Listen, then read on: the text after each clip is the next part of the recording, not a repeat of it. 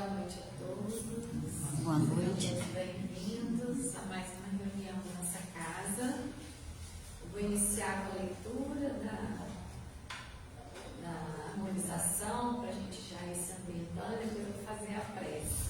Lembrar sempre, né, dos celulares, de verificar se está no modo silencioso, para a gente não ser interrompido e nem interromper, né, a pessoa que estiver fazendo a palestra aqui na frente. Então, a mensagem preparatória desse livrinho Vida Feliz, psicografado por Divaldo Franco e ditado pelo Espírito Joana de Ângeles. Confia sempre na ajuda divina. Quando te sentires sitiado, sem qualquer possibilidade de liberação, o socorro te chegará de Deus.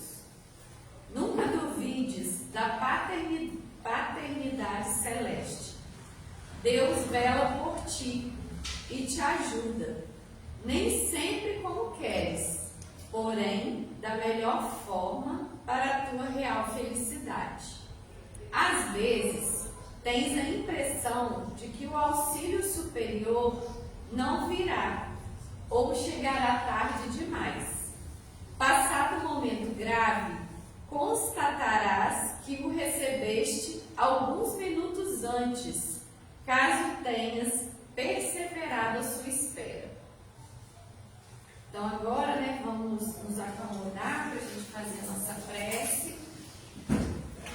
Vamos respirar e acalmando, procurando uma posição confortável na cadeira, nos conectando com Deus, nosso Pai, o Criador, a Jesus, nosso Mestre, a Maria Santíssima, nossa Mãe, aos mentores amigos da nossa casa, que estão sempre aqui, nos apoiando, nos orientando, nos mostrando o melhor caminho a seguir. Que nesta noite, a nossa companheira Leida, que fará o estudo, possa ser intuída nas suas palavras, iluminada na sua apresentação, para que possa trazer para nós um estudo que nos traga bons ensinamentos, para que a gente possa sair daqui melhor um pouquinho do que quando chegamos, levar esses ensinamentos para o nosso dia a dia, para a nossa família e principalmente para que esses ensinamentos sirvam como um aprendizado, buscando sempre a nossa evolução e a nossa melhoria como pessoas e espírito. E assim, Pai, com a Tua permissão, na certeza de todo o amparo que recebemos, pedimos para dar por início a reunião doutrinária da nossa casa de oração. Que assim seja. Então, a palestrante da noite de hoje, a nossa querida Leida, vai falar sobre Jesus, o Divino Homem. A Leida, né, que você possa assumir sua posição. Vou prestar os meus óculos a ela por enquanto. Ela está chegando aí, gente. Não sei se vai dar certo. Vai sim, tem certeza que vai dar. Não sei se vai dar certo. Boa noite a todos. Boa noite. Que a paz de Jesus nos envolva nessa noite, aqueça o nosso coração, muito espírito. E meu órgão chega a felicidade, eu vou ficar dormindo com ele. Então, nós vamos falar sobre Jesus, o Divino Homem. Então, quando nós nos perguntamos quem é Jesus, à luz da doutrina espírita, nós podemos dividir a resposta em duas dimensões, porque a doutrina espírita sempre nos conforta, nos alerta para nós olharmos, avaliarmos a dimensão espiritual e a dimensão material. Então, na dimensão espiritual de Jesus, nós vamos perceber a inteligência divina, um espírito de uma grandeza incomparável, intraduzível, que nós, encarnados, não temos condições de avaliar. Né? Um espírito assim de altíssima hierarquia, muito superior, né, muito acima da humanidade terrestre. E essas informações nos levam ao capítulo 2 do Evangelho segundo o Espiritismo. Meu reino não é deste mundo. Para que nós possamos avaliar a realeza de Jesus. Não uma realeza como nós estamos acostumados a ver aqui na Terra, né? Econômica, política, né? Não uma realeza assim. Porque nós falamos príncipe Charles, né? Rainha Elizabeth, Dom João VI, nós falamos de reis e rainhas aqui da Terra, rei Pelé, rei Roberto Carlos, mas essa é uma realeza passageira, efêmera. Ela vai durar somente uma vida, né? A realeza de Jesus, ela está fundamentada na grandeza dos seus ensinamentos. 2025 anos passaram e nós estamos aqui ainda estudando, né, e falando sobre esses ensinamentos. Então, é o Espírito, a realeza de Jesus é tão grande, que é o Espírito que governa e dirige a evolução planetária. E é também aquele que Deus nos deu como modelo e guia, né? Modelo e guia da humanidade. Então, para encarnar na Terra, Jesus teve que se apequenar no sentido das suas vibrações, na manifestação espiritual, né, dos seus poderes espirituais. Ele deixou as culminâncias para estar ao nosso lado, nos mostrando na prática, né, o seu amor, né, e a sua verdade. E essa sim é uma visão muito reduzida, né, da dimensão espiritual de Jesus. Na dimensão material, que é a que eu vou enfocar aqui hoje, nós podemos analisar a figura humana de Jesus, uma visão do encarnado Jesus, aquele que do mínimo fez o máximo, aquele que nascido de uma manjedoura, de uma família humilde, ele conseguiu realizar com a sua palavra uma ação transformadora para além do seu tempo. A forma é o Jesus histórico, né? A forma como ele tratava as mulheres, os aflitos, os excluídos, a maneira com a qual ele se dirigia aos poderosos, tratando a todos, pobres e ricos, com a mesma distinção, né? Com a mesma dignidade. Então, é a partir deste Jesus humano, encarnado, que eu quero conduzir as nossas reflexões na noite de hoje. Algumas reflexões eu tirei deste livro aqui, Do Coração de Jesus, de José Carlos de Luca. José Carlos de Luca é um juiz de direito, palestrante espírita, escreve livros, e ele deixou bem claro, esse livro não é psicografado, é ele mesmo que escreveu. Então, e aqui na capa está, o que Jesus diria para você hoje. Então, a leitura deste livro é uma conversa que nos faz sentir na presença de uma pessoa muito íntima, alguém que está ao nosso lado no nosso dia a dia. É uma reflexão profunda sobre a presença acolhedora e amorosa de Jesus em nossas vidas. Então, nesse livro, José Carlos de Luca nos mostra um Jesus, não um Jesus distante, como nós que viemos da Igreja Católica, aqui como é outro Chico, nós que viemos da Igreja Católica, então, foi ensinado para nós um Jesus que está nos céus, né, sentado à direita de Deus Pai, Todo-Poderoso, a julgar os vivos e os mortos. Imagine um Jesus sentado, julgando vivos e mortos. Então, para a gente que veio da Igreja Católica, e vários de nós passamos pela Igreja Católica, não estou nós estamos aqui para julgar também, né, Igreja Católica, mas eu prefiro esse Jesus próximo, né, esse Jesus acolhedor, amoroso. Tá? Então o livro invoca a dimensão humana de Jesus, o Jesus entre nós, no meio de nós. Tá? E no início desse livro tem uma citação de Chico Xavier, do Carlos Bacelli. A citação é de Chico Xavier.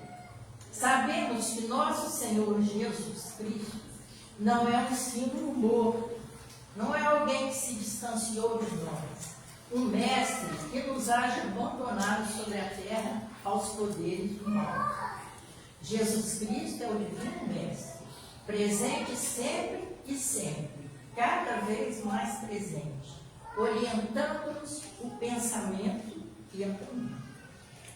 Então, vamos falar um pouco mais sobre a humanidade de Jesus, desde o seu nascimento. Os evangelhos nos falam de Jesus, do seu nascimento até os 12 anos. Depois são 18 anos de silêncio bíblico. O que aconteceu com Jesus dos 12 aos 30 anos de idade? Então, os evangelhos nos falam do seu nascimento em Belém, a fuga para o Egito, né, para fugir da sentença de morte impetrada por Herodes. Depois, com os 2 anos, aos 4 anos, ele volta com seus pais para Nazaré, que era um vilarejo na região da Galileia. E Jesus cresce numa família piedosa, preocupada com as diretrizes e as leis de Deus.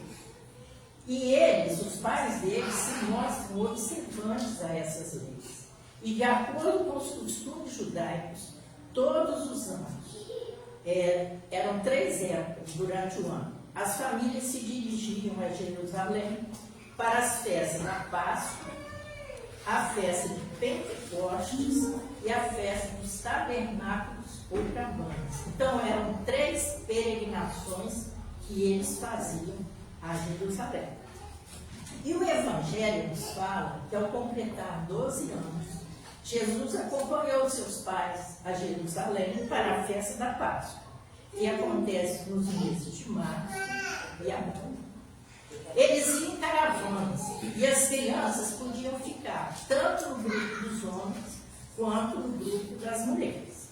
E terminada a festa, voltando seus pais para casa, eles não encontraram Jesus. Ele havia ficado em Jerusalém. Procuraram por 3 dias, entre parentes, conhecidos, né? E não encontrando, decidiram voltar ao templo. Encontraram Jesus sentado entre os mestres, ouvindo-os, e lhes faziam perguntas. E todos que o ouviam ficavam-se maravilhados com o seu entendimento, né? E as suas respostas. E a sua mãe lhe disse: por que você fez isso? Nós estávamos preocupados. Jesus disse: por que vocês estavam me procurando?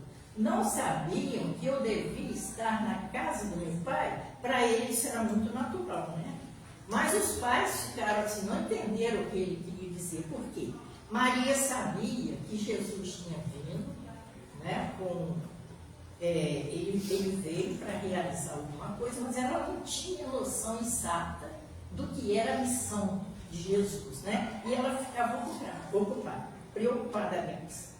Então, isso é tudo que dizem os evangelhos. Então, depois, até 12 anos, depois são 18 anos de silêncio.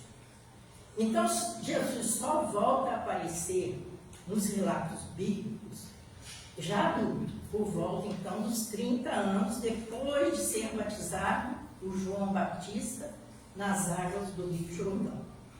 Segundo a lei, só se podia pregar nas sinagogas após os 30 anos. Então, depois de ser batizado, batizado nas águas do Rio Jordão, Jesus então parte para a sua vida de pregação, de curas e de exemplos. E o que Jesus fez antes de iniciar o seu ministério na Galileia? Então, os evangelhos canônicos de Marcos, Mateus, Lucas e João. Não falam nada a esse respeito. Não mencionam detalhes sobre esse tempo. Por que a juventude de Jesus estaria oculta nos relatos bíblicos? Porque os evangelistas, eles não se preocuparam em escrever a biografia de Jesus.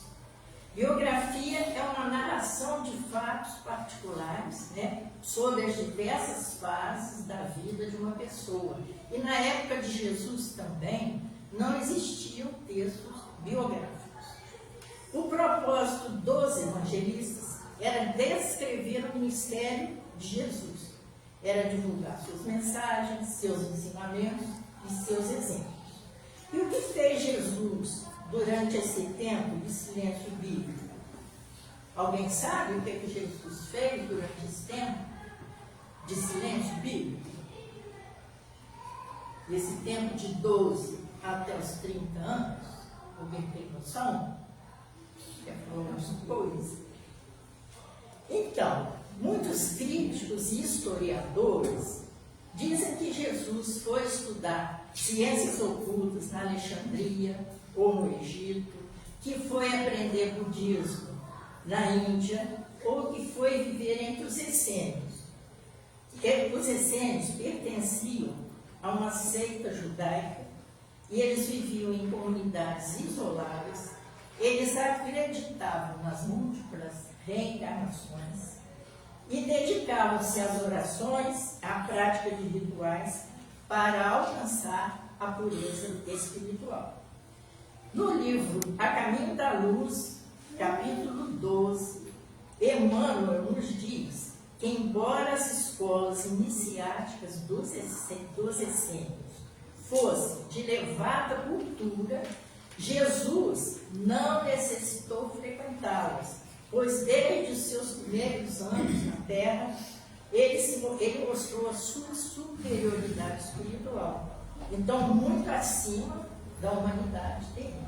Então, ele não precisou frequentar as escolas dos essênios, né? É como Emmanuel nos diz, embora fosse de elevada cultura, Jesus não precisou.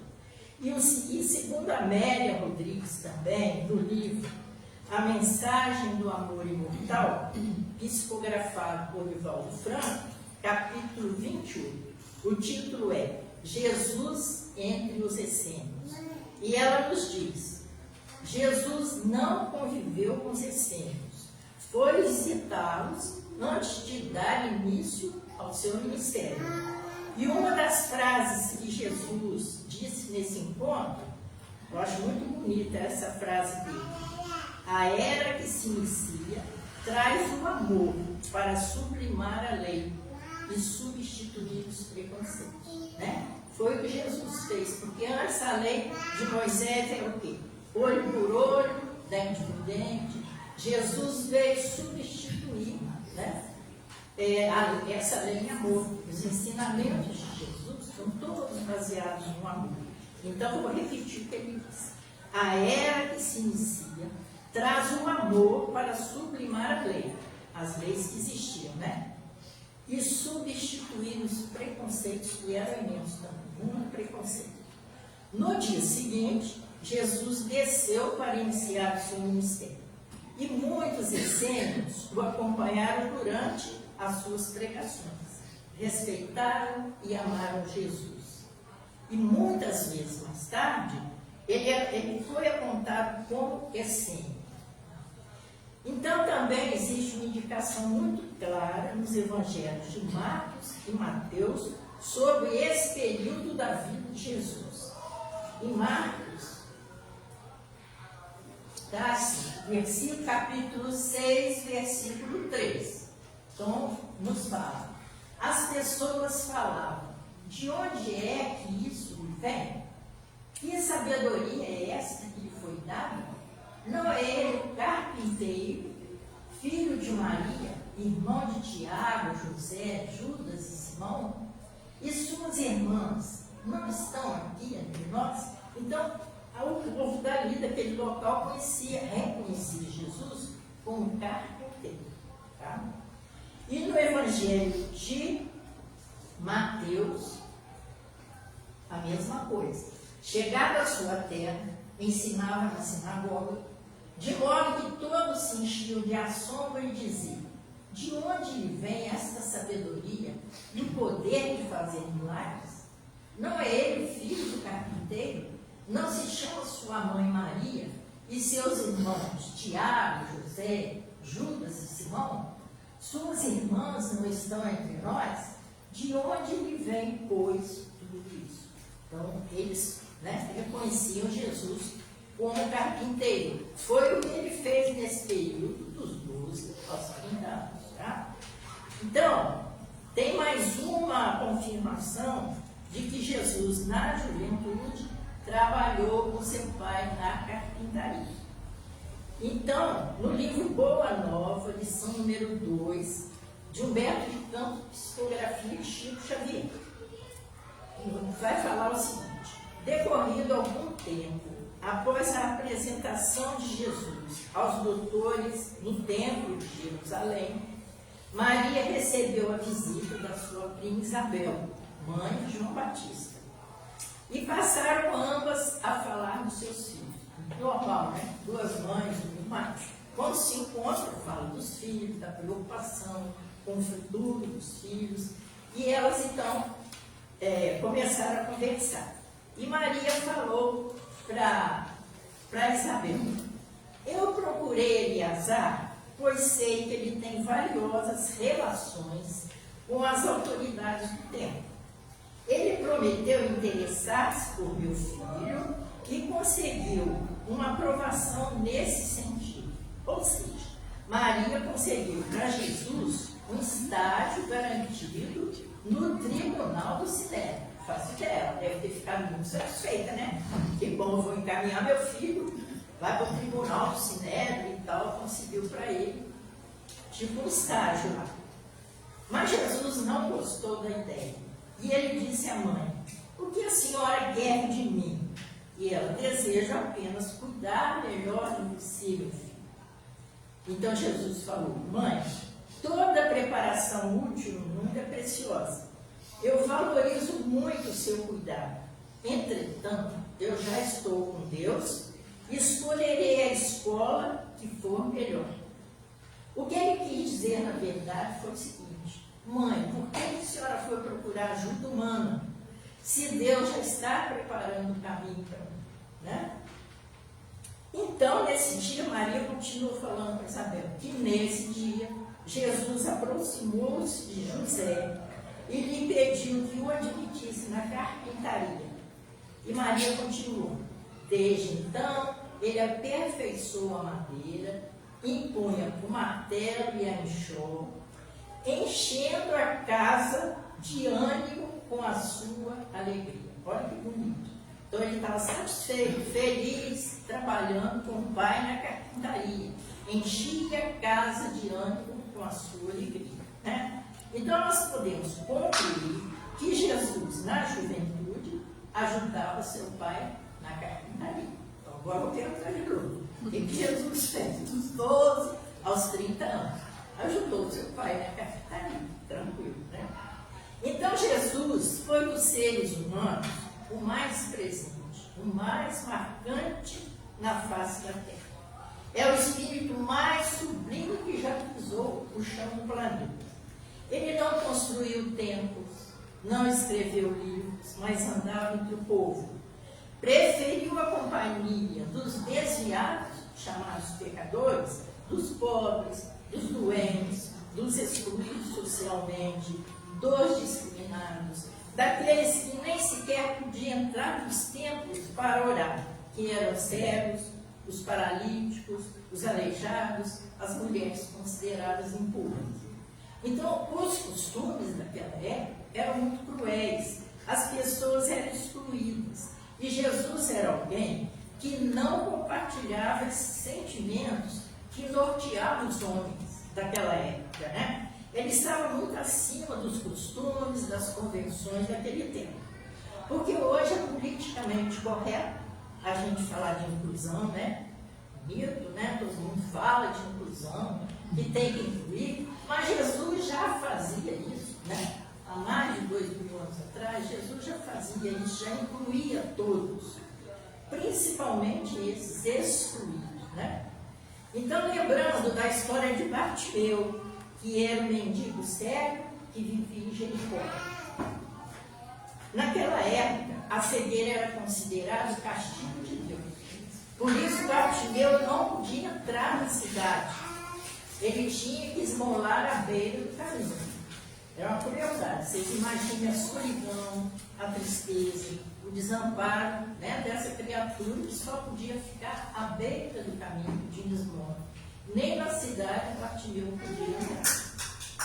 Então, um dia, Jesus e os seus discípulos estavam saindo de Jericó, uma multidão os acompanhava. E Bartimeu, sabendo disso, né, pediu para que eles o levassem para perto de Jesus. E ele começou a gritar: Jesus, filho de Davi, tem compaixão de mim. Ele gritava, e as pessoas: para de gritar, está incomodando, para de gritar. E ele continuava: Jesus, filho de Davi, tem compaixão de mim.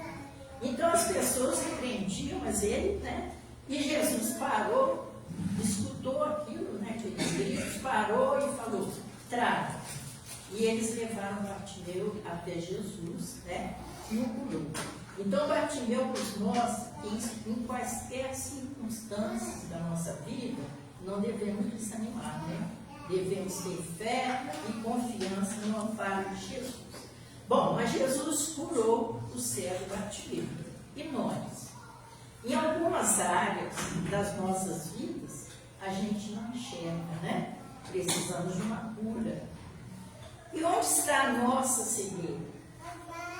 Na área dos relacionamentos afetivos? Nas relações familiares? Ou será que a nossa cegueira está na área do poder, da beleza física, da riqueza, né? Fica aí para a nossa reflexão. Então, o mecanismo das curas de Jesus era muito simples. Ele impunha as mãos, né, e dizia: a tua fé te curou, a tua fé te salvou. Vá e não peques mais, para que não te suceda coisa pior. Em nenhum lugar do Evangelho Jesus disse: eu te curei, né? Porque a ação de Jesus, ela é muito mais profunda do que curar o corpo e tirar a dor. A ação curadora de Jesus é espiritual. Então, uma alma curada cura o corpo. Então, ele era sempre procurado pelos doentes, cegos, paralíticos, pessoas com doença de pele, que naquela época não eram catalogadas e eram chamadas de lepra, né? E pelo magnetismo poderosíssimo de Jesus, as pessoas saíam da sua presença sentindo-se curadas fisicamente. Mas o certo é que muitos daqueles que se sentiram curados voltaram a adoecer, porque a base da doença não estava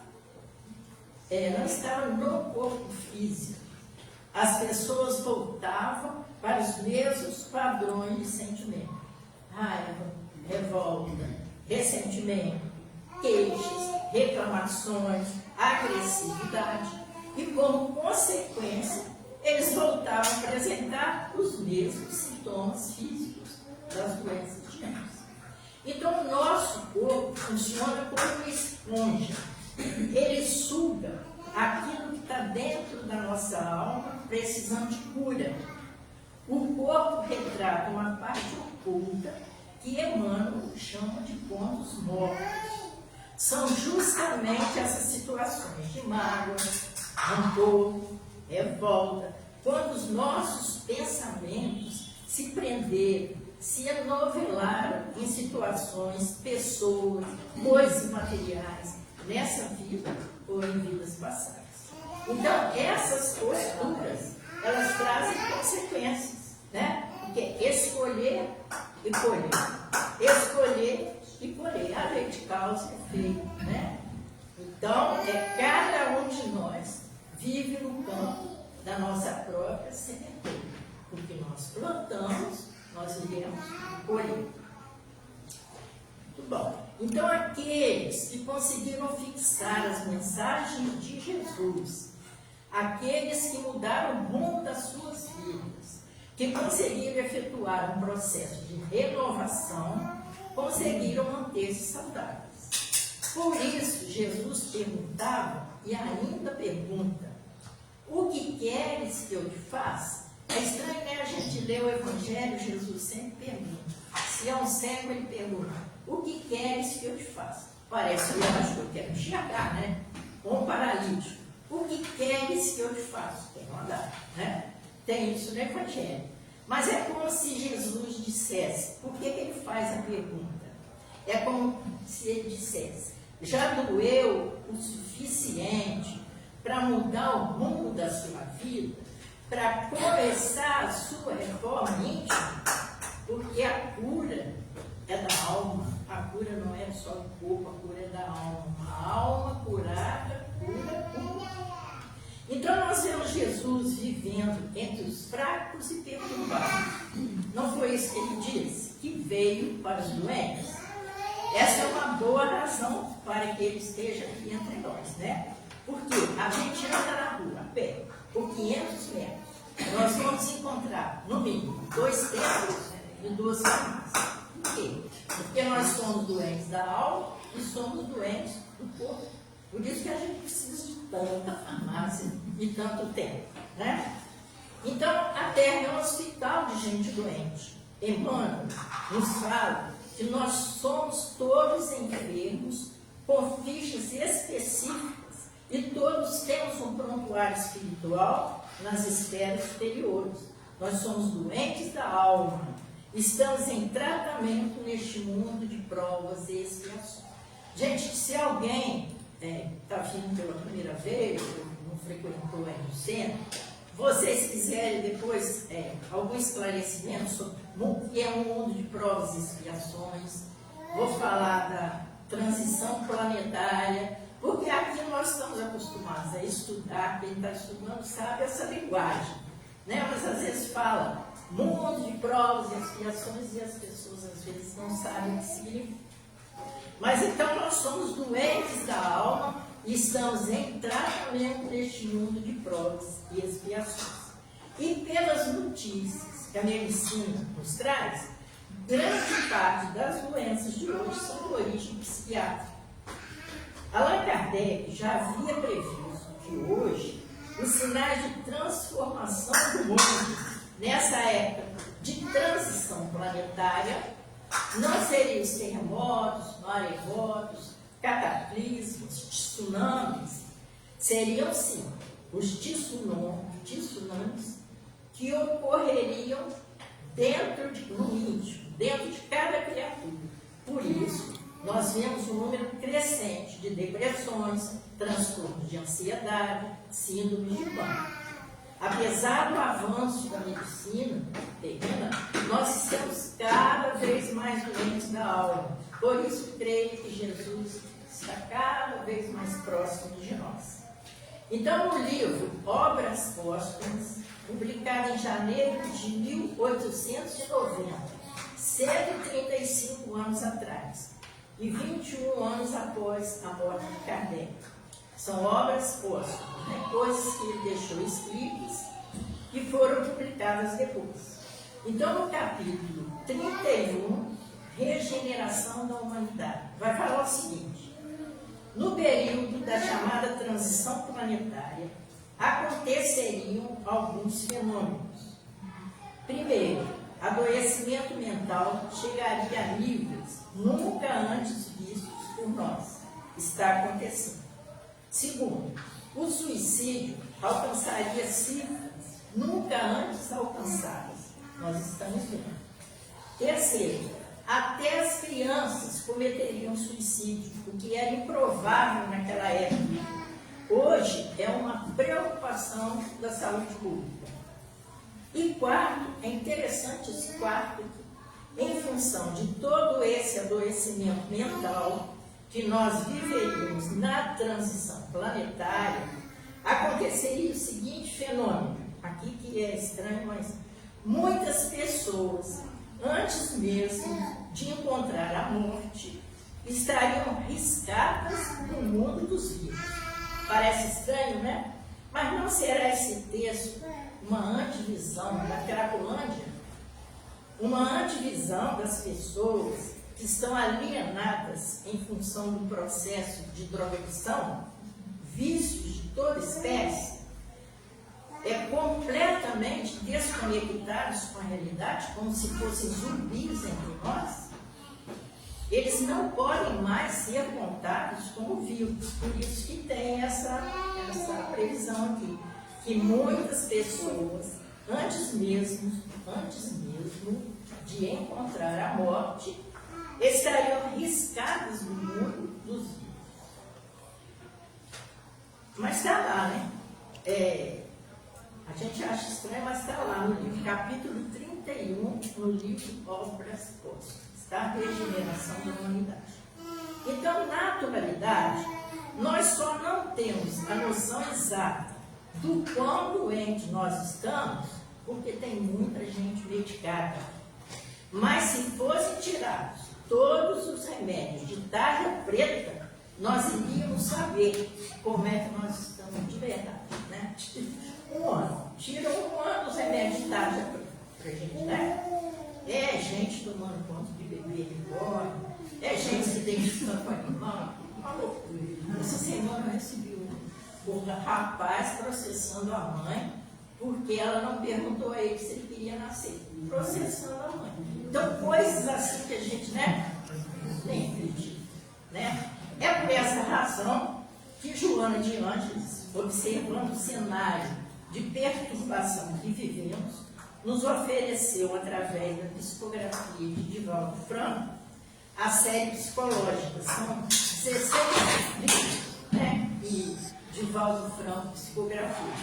Eu vou falar só um, são 16. Jesus e a atualidade, um homem integral, plenitude, vida, desafios e soluções, desperte e seja feliz. São 16 livros, então, da Joana de Ângeles. Nesses livros, Joana vai além da ideia de Jesus como mestre. Ela propõe uma visão de Jesus como o terapeuta divino. Nós todos estamos precisando muito, né, dessa terapia de Jesus. Ela nos mostra no Jesus que conversava individualmente com as pessoas, no Jesus que realizava um atendimento fraterno pelo diálogo, que ia ao encontro das expectativas das pessoas, oferecendo sem crítica, sem julgamento, as palavras exatas para cuidar de todas as dores, de todas as feridas. Não Jesus sentado à direita, outro Pai estava, um Jesus presente nas nossas vidas. E foi o que Jesus fez com Zaqueu, um atendimento fraterno na casa dele. Zaqueu era a pessoa mais politicamente incorreta para Jesus ir à casa dele. Ele era o chefe dos publicanos. Os publicanos eram os homens que, a serviço de Roma, que cobravam os impostos. E Zaqueu era o chefe deles e fazia, além de cobrar os impostos, ele cobrava mais do que devia. Então ele estava extorquindo o povo. E ele era odiado, né, pelo povo. Quando ele passava, as pessoas xingavam, cuspiam no chão. As pessoas ele vivia isolado socialmente. Ninguém queria a casa dele. Ele não tinha boa fama entre os cidadãos. Isso estava perturbando intimamente Zaqueu. Então, quando ele soube que Jesus estaria na cidade, ele vai ao encontro de Jesus, talvez esperando, buscando uma salvação. Como ele era baixinho, ele sobe em uma árvore para ver Jesus passar. Eu penso que foi assim. Como ele era baixinho e ninguém gostava dele, eu penso que ele falava, dá licença, mas ninguém dava licença, né? Um desafio. Ninguém gostava dele deixar passar. Então ele subiu em uma árvore para ver. Deve ter sido assim também uma coisa esquisita. Um homem bem vestido, com autoridade. Subiu em uma árvore para ver Jesus, né? E aí Jesus olhou, viu Zaqueu e falou, Zaqueu, desce daí. Hoje eu quero ir na sua casa. E os discípulos falaram com ele, Jesus, não faz isso. Esse homem não presta, ele está roubando o povo, não vai à casa dele não, tipo assim, só vai queimar os seus filhos, né? Mas Jesus vai, né? Entra na casa de Zaqueu, e o evangelho fica silencioso sobre o que aconteceu lá dentro. Então, uma curiosidade para saber o que aconteceu lá dentro, né? Zé Carlos de Luca fala que ele imagina assim, a dona Zaqueia fez um peixe, Jesus conversou com Zaqueu, isso é bem pouco, Zaqueu dizia. Então a gente, né, o evangelho fica silencioso aí nesse sentido. Mas Zaqueu deve ter pensado, meu Deus, ele vem à minha casa onde ninguém quer vir, senta-se à minha mesa onde ninguém quer sentar, conversa com a minha mulher e com meus filhos, e até agora não me dirigiu uma palavra de censura, né? Não apontou os meus erros.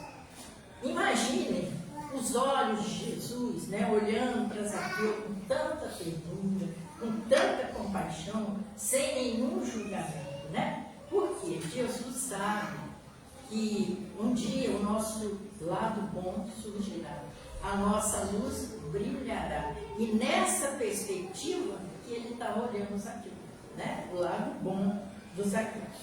E diante de tanto amor, Zaqueu diz, mestre, eu errei, mas eu quero, a partir de hoje, mudar de vida. Darei a metade dos meus bens aos pobres, e aqueles a quem eu prejudiquei, eu darei o quarto. E Jesus diz, hoje a salvação entrou nessa casa. E Zaqueu cumpriu tudo o que ele prometeu. E a gente canta aquela música, né, do Regis Danese, que fala sobre Zaqueu. Como Zaqueu, eu quero subir o mais alto que eu puder. E fala, entra na minha casa, entra na minha vida, né? Mexe com as minhas estruturas, sara todas as feridas. E o que significa Jesus entrar nas nossas vidas, na nossa casa interior? Isso é comprometedor, né?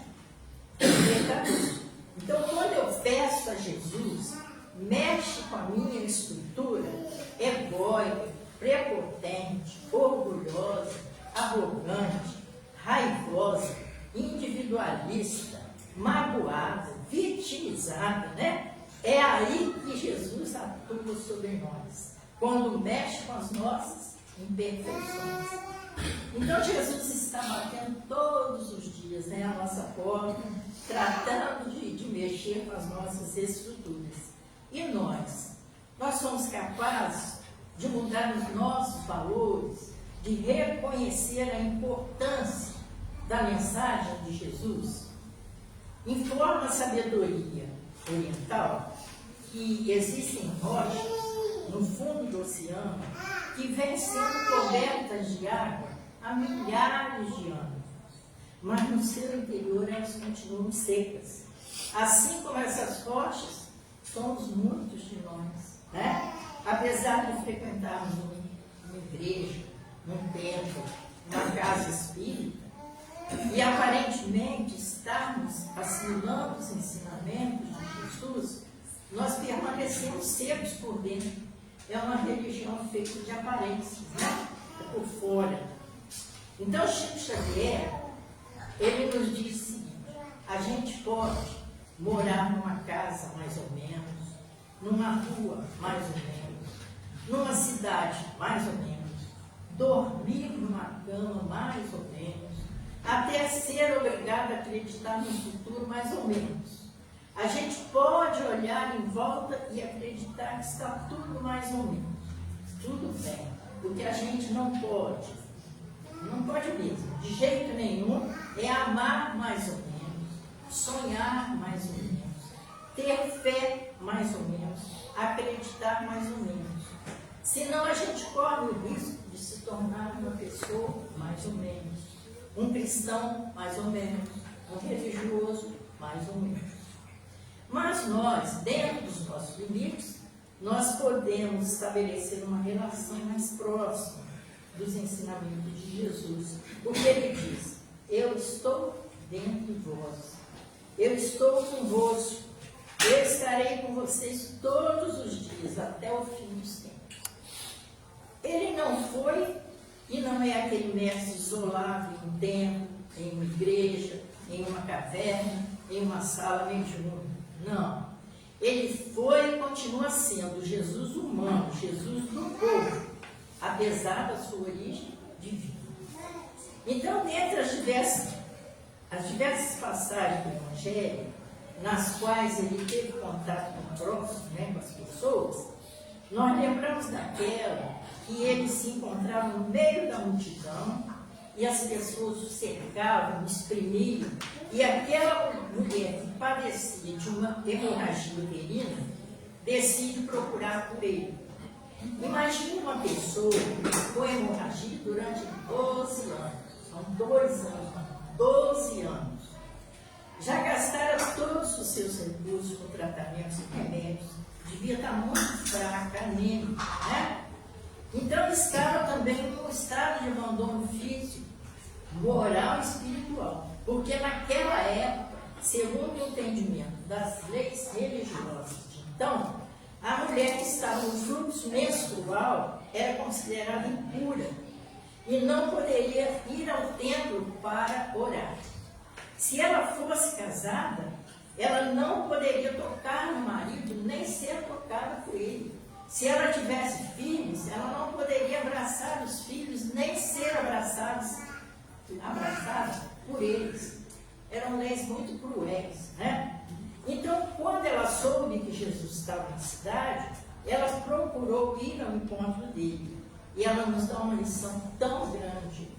Imagina a dificuldade para sair de casa, numa época que não havia recurso da medicina, né? Não havia remédios como Buscopan, Atroveran, não tinha isso não. Tanto que ao se aproximar de Jesus, ela estava se arrastando, né? Ela não tinha forças. E o que a fez levantar, sair de casa, vencer todas as dificuldades? E nós, às vezes, por causa do mau tempo, do frio, por causa de um passeio, de uma visita, por causa de uma indisposição qualquer, nós deixamos de cumprir nossos compromissos e deveres religiosos. Eu me incluo aqui, também me incluo nisso. Mas ela não, ela vai. E ao se aproximar, a única coisa que ela consegue é tocar nas vestes de Jesus, na barra da túnica de Jesus. Então, ela não pede nada, não fala nada, apenas estabelece, pela sua fé, uma profunda conexão, uma ligação direta com Jesus. E sentiu na hora do toque que o fluxo menstrual se interrompeu. E depois do toque, Jesus perguntou: quem lhe tocou? Ele sentiu que se desprendeu dele uma energia, uma força, uma vibração. E a mulher se apresenta timidamente: fui eu, Jesus. Ele queria saber quem o havia tocado, porque o toque significa ligação, afeto, relação, conexão humana, tão necessária no mundo de ontem como no mundo de hoje, que está ficando cada vez mais virtual, né? Trabalho virtual, consulta médica virtual, namoro virtual, passe virtual, né? Até a consulta médica presencial. Eu fui ao médico, ele me perguntou o remédio que eu tomava, o que eu estava sentindo, e no computador, digitando. Mal olhou para a minha cara, quase não olhou para mim. Então, a mesma consulta presencial está virtual também, porque eles quase não olham para a gente. Então, curiosamente, isso tem adoecido as pessoas. Precisamos intensificar nossos encontros nos centros espíritas, nas igrejas, porque esses encontros são terapêuticos, fortalecem o nosso espírito, fazem bem ao nosso coração, porque os laços humanos são muito importantes. Nós vamos ter agora nosso chá fraterno, né? Que dia? Fala aí, Zé. Dia 3 de agosto. 3 de agosto nós teremos o chá fraterno, uma boa ocasião para a gente se encontrar, para a gente conversar, né? se alegrar. Então, esses encontros são terapêuticos. Bom, finalizando, eu já falei. Finalizando. Então, no tumulto que toma conta do mundo e das pessoas, reserve alguns momentos de silêncio para conversar com Jesus, né? Quando a oração permanece na alma em forma de confiança e de fé, a prece sincera ilumina os muitos caminhos que teremos que percorrer aqui na Terra, né? Mas o melhor mesmo é andar sob as pegadas e os ensinamentos de Jesus. E a Mara agora vai colocar a música aqui para mim, fazendo favor. Aquela música Pegadas na Areia será a nossa prece final, tá? E eu agradeço vocês, agradeço a todos a presença. Boa noite.